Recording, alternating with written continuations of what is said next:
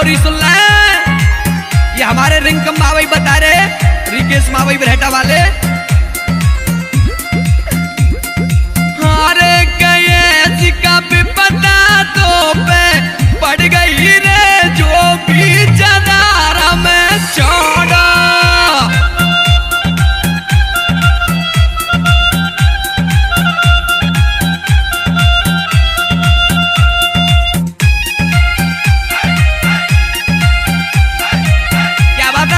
माई बरहटा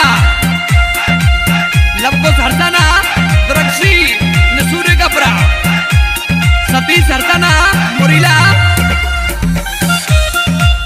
राम मुकट हरसाना ब्राह्मपुर हवेली वाले, सोमवीर बैतला पटल नगर वाले, विश्राम मावई सिंगनपुर वाले। कैसा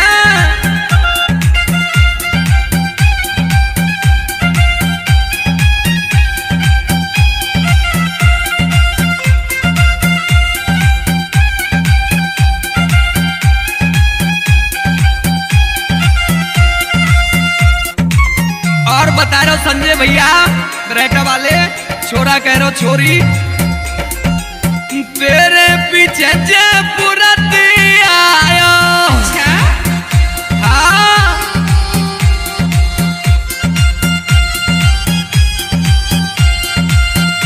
अरे तेरे पीछे जयपुर आयो,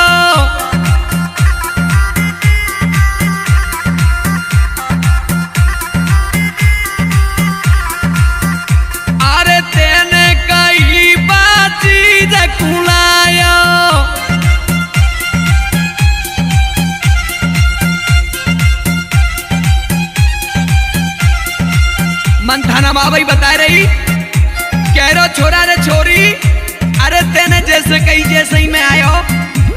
और कह रहे कहा आए दिला बिला क्यों मेरा अलबे अली क्यों जागू आज तोड़ गई दिला।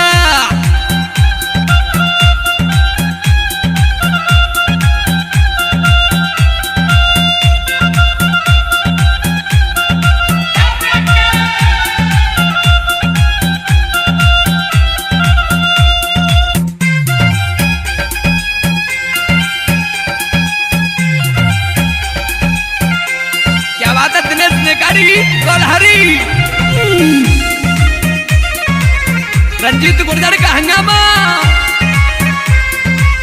SR म्यूजिक में।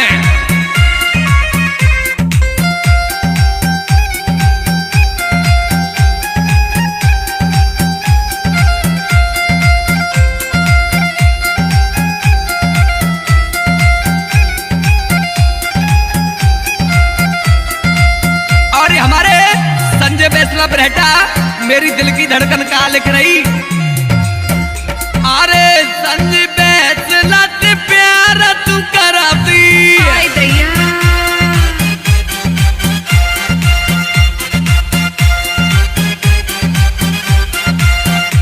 अरे संजय बैसला ते प्यार तू कराती, मैं दर बिना तू जीती मराती।